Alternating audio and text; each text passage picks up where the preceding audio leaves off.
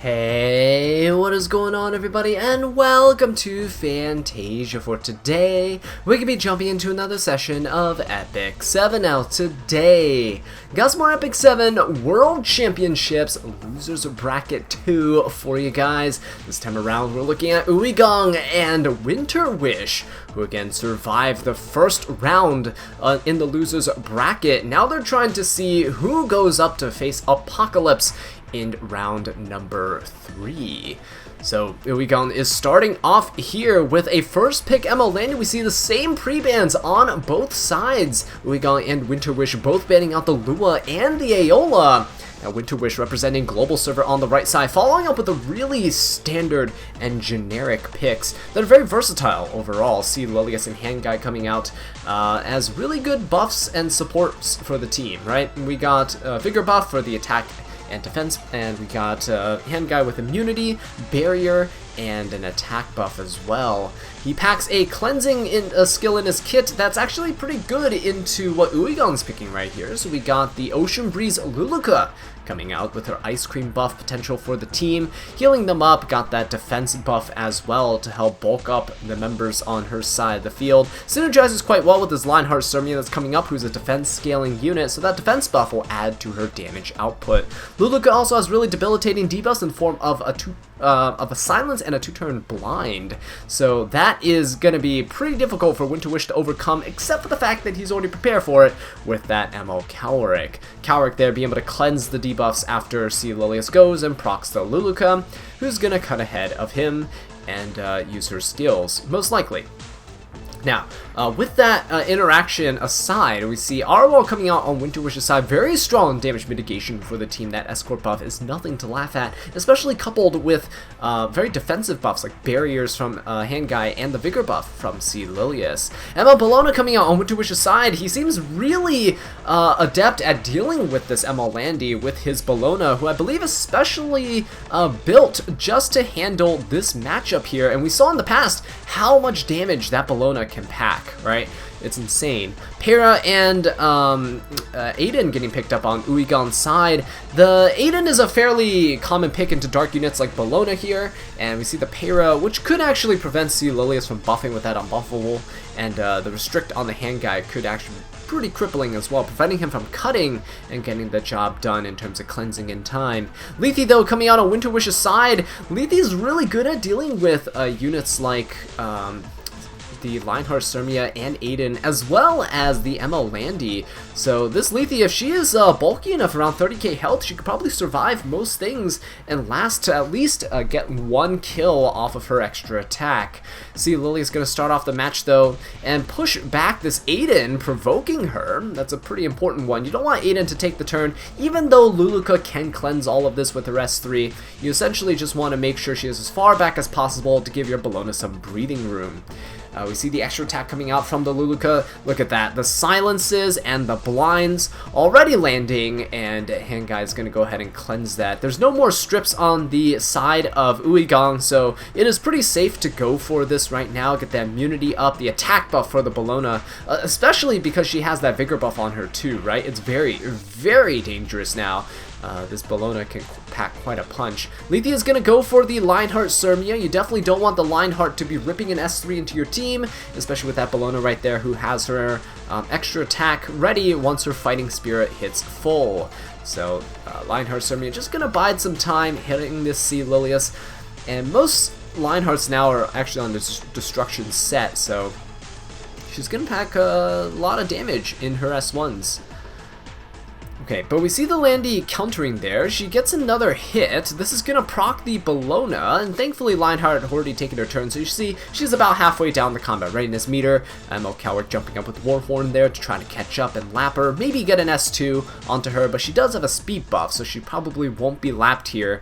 Bologna gets to take a turn. There are souls on WinterWish's side. He is going to pop that soul burn right into the Landy, and so there you go. Landy's going to be taken out. Look at all the damage coming in. Oh my god, the 31,000 damage! This Bologna is absolutely insane! Uigang just sitting there, doesn't really know what to do. And WinterWish as chill as ever, just sitting there with his suitcases in the background there. You can see he's ready to pack his bags and fly over to Korea for the finals. S3 coming out from the Aiden, unfortunately not able to do that much damage. This Bellona is so tanky. The dual attack coming out from the Calric is pretty nice. It actually pushes up the Lethe. Obviously you want to try to get the dual attacks with something like a Bellona for some more impact. But anything works here in this case. Bellona getting hit really low, but look at this attack buff, vigor buff. Bellona healing up quite a bit, recovering about a third of her health there. Lethe with the S3, getting that Omen stacks, going for the S1, and there you go, the extra hit's gonna come out. This Lethe is about 28.5k health, and so that is definitely a kill. 20k damage onto that Lionheart Surmia, and Uigang just left with an Ocean Breeze Luluka and an Aiden. Oh, that dual attack was huge right there. Definitely what Uigang needed, but is it gonna be enough? I don't think so. This Aiden is not gonna be able to kill this Lethe in time, especially because she already has an Omen stack on her from Lethe's previous S3. So when the Lethe goes and takes another turn, she'll be able to stack more Omens onto the Aiden, and even on a miss with this much HP on the Lethe and no injury on the side of Uigang, there's no way that he can really withstand the extra hit that's about to come out here. So 2 stacks of Omen. Lethe is a ticking time bomb now. Aiden is going to try her best to desperately stay into this match, but with 10k health to boot, I don't think she's going to be able to do it. Yeah, Lethe is slowly sneaking up here, and she'll be taking the turn after this Lilias goes. Now, she doesn't stack Omen with dual attacks or anything like that, so it's not really that big if C. Lilias ends up attacking with her. But there you go, you see the provoke coming out onto this Aiden, giving that Lethe a barrier, and here comes the third hit. We see Lethe's extra attack going to be coming out here. And there you go. That is pretty much going to be it. Lethe at 26k health. The Frenzy obviously decreasing some of the max health a little bit, but look at that. 14k damage onto a 10k HP Aiden. That's going to be enough to take the win. So Uigang is down 0-1 against WinterWish, who drafted really nicely. I don't know if Aiden really was the pick there, because she wasn't supported enough to have that amount of damage she needed to kill this Bellona. But let's see what Uigang decides to go for here. He's kind of switched up his playstyle, right? Even throughout this tournament, he's gone for a more aggro, almost cleave style, whereas he was known as one of the best tank down players in the game. So you see a lot of the Korean players here trying to innovate a little bit as they go into the tournament, trying not to stay locked in into a single draft. Uigang now going for that C. Lilias first pick, saying, you know what, that Landy is a trap. If I fight that Landy, if I use that Landy, I'm going to be fighting that WinterWish's Bellona, and I don't want that happening. So he's going to opt to go for the C. Lilias. WinterWish saying, hey, you know what? If you're not picking the Landy, I will. Picking the Landy up here along with the Lionheart Surmia, taking away the counter to this Landy. And Lionheart Surmia is actually really good into this C. Lilias, right? Because she has dual attacks in her S1. Which is very nice. So not only do you deny your opponent a counter pick, but you also counter pick your opponent at the very same time, which is why Lionheart has so much more value, especially after her buffs. Yohog being picked up on Uigang's side, really good for just popping an S3 after Lionheart uses her S3 to try to delete her in return. She ignores damage sharing as well, so the A Tywin here, if he has Aureus, not really going to be able to help against Yoha's S3. Ocean Breeze Luluka, pretty good into this C. Lilias, but you gotta ban the hand guy if you do so. A Tywin also picked up to kind of deny some of the buffs debuffs that are gonna come out from this C. Lilias in case the Ocean Breeze Luluka does get banned. The Ocean Breeze Luluka and A Tywin are kind of hinting towards a hand guy ban over here, but we'll have to see because Uigang has 2 more picks right now, and he already sees all of WinterWish's hand, right? He could just fight WinterWish's first 4 units, but he's got to pick units that really work well here. Rylet, definitely a really strong pick into Lionheart, into Landy, and to Luluka and A Tywin. I mean, with all those debuffs on the other side, one of the best ways to avoid the debuffs is to, well, just literally avoid them, dodge them. If you don't have a cleanser, if the hand guy gets banned. Kawazu is a really good pick here. He can actually proc from this Luluka. You can use your C. Lilias S3, cause a Luluka to cut in and use her non-attack skill, using the ice cream truck to run over everybody, and then Kawazu can proc, and then you can probably delete either the Lionheart or the Landy, it's your choosing. Solitaria coming out WinterWish's side, I think that's a force ban here. If Kawazu gets banned, that's a Rylet solo DPS, so you definitely don't want that to happen. And Uigang, what are you... No, Uigang, no, that is not the right ban. Ocean Breeze Luluka can definitely help out the team, especially because we got the Sea Lilies and the Hand Guy together, right? You definitely want that Luluka to go for her ice cream truck. It'll give Rylet an extra stack if he manages to dodge. It'd be fantastic, but now look, with the Solitaria on the other side, she's actually going to be going before the Rylet. Rylet can't nuke her down. Now, Hand Guy here, if he has ones, he's going to push up the Yoha. Yoha's hiding right behind that A Tywin on the combat readiness bar on the left side. If he pushes up, the Yoha can go, but it doesn't matter, right? We already see the provoke onto this Solitaria. She's going to stealth regardless after her turn, which is huge. Not only the Rylet can't hit her, and she can actually strip Rylet's evasion buff, which I think is pretty dangerous. Let's see what the A Tywin is going to go for. He's going to probably just provoke here. No provoke onto that Sea Lilius. A 75% chance right there, so WinterWish's RNG not looking too good right now, but Yoha does get to take a turn. Probably going to provoke the Landy is the safest bet to go for. Redirect all the attacks into Yoha herself so she can pop an S3.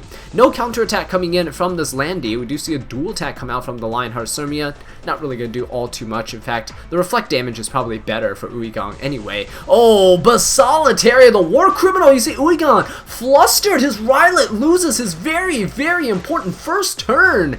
Unable to nuke anybody down, and you see there the Sea Lily is also stunned, so she loses this dual attack opportunity, which really sucks because Lionheart's gonna get her S3 regardless on this next turn, I believe, because the dual attack previously that helped her gain some fighting spirit. ML Coward gonna go ahead and pop the S3. Very important to get that immunity up now. Make sure that this Solitaria can't actually debuff or strip any of the buffs here. The Solitaire is still going to go for the S3. Really important. She decreases duration of the buffs by 1 turn before landing her hit. And you can see the evasion is gone from the Rylet. What awful timing. Look at this Lionheart Sirmia. She is ready to go. Coming up next, the Hand Guy is going to go. But if he pushes up, he's going to push up the Yoha once more. The tuning on Uigang's units is not it. If he could have pushed up the Rylet earlier on that first turn, he would have been in a much better position. But now look, Landy is going to go ahead and counter. She's going to push herself up. 50% fighting spirit already on her, and she's gonna be taking another turn, hitting the Rylet. Half his health is gone. Lionheart Sirmia gonna be taking the turn. Uigang already seeing what's about to happen. He is so flustered, scratching his head right now, looking at this Lionheart Sirmia that's gonna be coming in, nuking his Rylet, and there we see the hit. He is not gonna survive. No evasion buff on him to help protect against the incoming damage, and there we go. Uigang giving up the second round. Wow, wow, wow. Well played by WinterWish. Going for that S3 on that Solitaria was crucial to get that Rylet down, getting rid of that evasion buff. I don't think many players would have considered that, seeing that immunity on the other side. Many players probably would have opted to go for an S1 instead. But there you go, WinterWish up 2-0. This is match point yet again. We saw this very same situation previously with LV against Apocalypse, where LV was down 0-2 and Apocalypse was in a really strong position. But now we see Uigang, yeah, just gonna go ahead and try to stay alive here against the WinterWish. Opting not to go for the ML Landy first pick, going for the Sea Lilius instead. WinterWish just going straight for the Lionheart Sirmia and the Landy once more. Hand Guy and A Tywin come out on Uigang's side, and we see the Shuna coming out as well with the Last Rider Crow. Very nice. The Last Rider Crow is going to provide a immunity buff for the team, which is pretty good against the A Tywin. Shuna is actually fantastic here, being able to cleanse the team and kind of redirect some HP and kind of shuffle it around. It's really good because Lionheart, Sirmia, and Landy both have healing skills in their kits, so they don't need a whole ton of sustain. But the ability for Shuna to just kind of strip some buffs, and you know, if Hand Guy has the immunity and attack buff up, she can strip that, put everyone to sleep, get the attack down on everyone. Especially on that Bologna, I think it'd be really, really nice.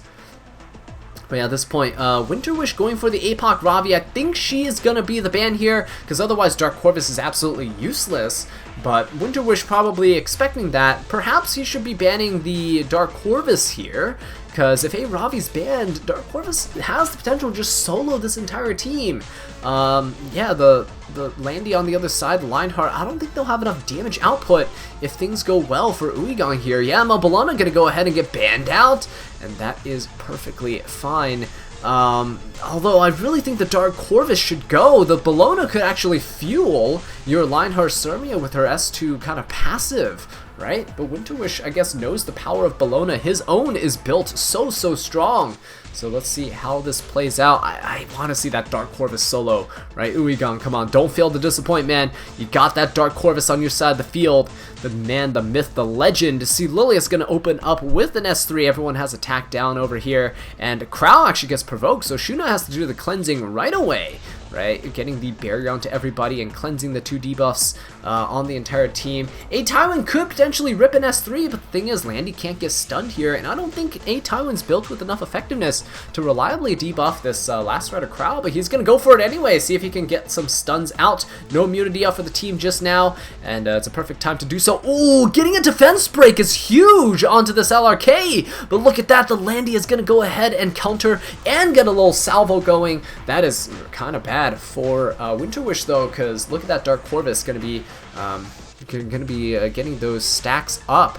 Now, unfortunately, the attack down was actually resisted on WinterWish's side from that Emil Calric, which is a little unfortunate, but let's see if the Dark Corvus can provoke here. No provoke, another resist from the Landy. Maybe she is built with a little bit of resistance. Some people do that, but we see the counter onto the Dark Corvus. He just needs 2 more hits or potentially 1 crit to get full focus, and then he can rip an S3. Last Rider Crow can never crit on his S3, so that's pretty safe to go for a ton of damage. Look at that A Tywin, already taken down so low, below half his health remaining, although everyone else is pretty healthy.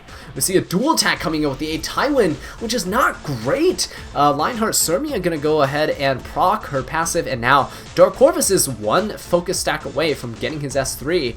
Let's see if he can survive until then, because Lionheart is ready to go with hers, and she's going to pack quite a punch. I think A Tywin's probably going to go down to her.